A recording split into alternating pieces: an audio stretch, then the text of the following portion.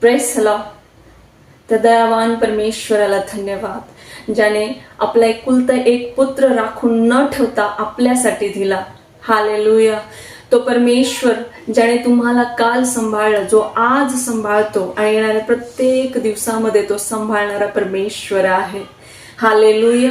जसं बायबल सांगतं, स्तोत्रसंहिता याचा 34वा अध्याय जर आपण वाचला, मी सर्व समय यहोवाचा धन्यवाद करीन, माझ्या मुखात त्याची स्तुती निरंतर राहील. हालेलुया. तो दावीद राजा हे म्हणतो, जो सर्व लढाया जिंकला, केव्हाच हारला नाही. 66 लढायामध्ये परमेश्वराने त्याला विजयी केलं.